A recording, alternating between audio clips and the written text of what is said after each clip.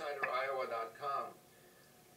Iowa politics is always fascinating, not just during a presidential caucus year, but this year in 2010 it's interesting because, of course, the governor is running for re-election. The Republican senator, Senator Grassley, is up, and the Iowa legislative races are heating up. There was a story this week about Governor Culver, who took a secret trip to Afghanistan to be with the Iowa National Guard and to be there to basically be with the Iowa folks.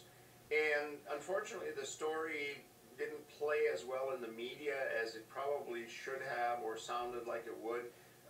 There was immediately a question of, in the middle of a legislative session with some of the most severe budget cuts and really critical restructuring of Iowa government, why it was necessary for the governor to go there now as opposed to perhaps going after the session is over, which should be in late March, early April.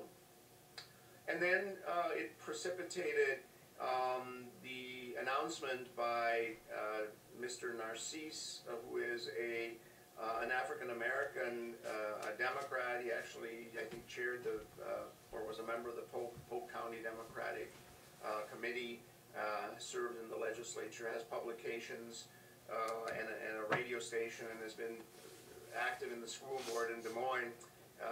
Mr. Narcisse said that he would now be seeking the nomination for Democratic candidate for governor. He also added, by the way, that if he didn't get the nomination, he would run for governor as an independent. So that was probably not very welcome news. And he, in the announcement, criticized the governor, Governor Culver, for being AWOL and being out of Iowa at a time when the legislature was struggling. Then there was a picture that appeared in the Des Moines Register that I found unfortunate. There was a picture of Governor Culver shaking the hand of a U.S. military officer, but unfortunately it was a side shot. He had on a helmet which looked like it was much too small for his head. He had on body armor, bulletproof vest that just didn't seem to fit right, which showed his waistline, which has been expanding. And I recoiled in horror when I suddenly realized why I thought that that shot was unfortunate. And that's because it reminded me so much of Michael Dukakis when he was running for president, taking a ride in a U.S. military tank with a tank helmet on that has ear protectors that are supposed to be strapped, but they were flying loose. And if you recall this, those of you who are old enough, people said he looked like Snoopy in the Peanuts cartoon.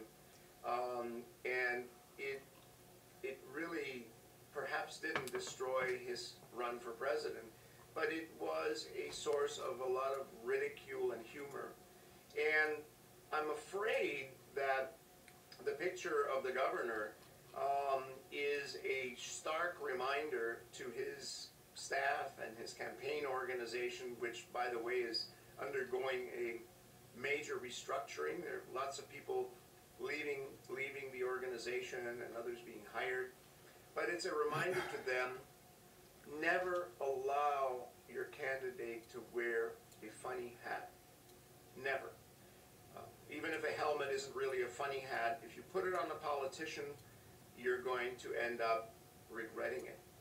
I remember when I was covering the Democratic convention in Boston,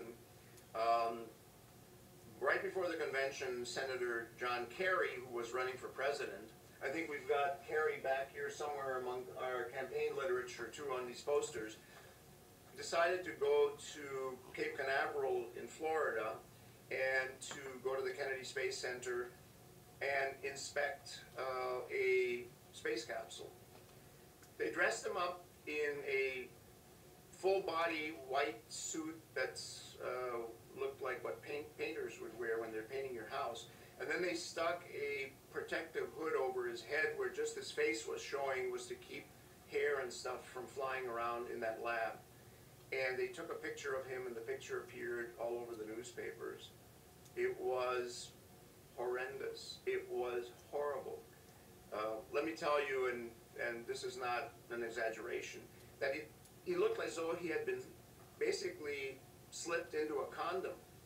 And it made him look absurd. And it was all over the news media. The late night shows all showed it and talked about it. And that was another reminder. Don't ever let your candidates dress up in funny stuff. Even if the purpose is serious. This is 2010. This is the viral period in history when anything you do and everything you do will end up getting distributed on the internet and getting commented on. And you want to be as serious as you can. You want to be as Johnny on the spot, get your work done, and you want to not put any hats on. So my advice would be to the Governor Culver's staff to please try and keep the governor from putting anything more on his head, except maybe a cap if the winter gets really cold, and maybe a hooded sweatshirt if he has to go out in the cold. Another insight on politics from Steffen Schmidt, InsiderIowa.com.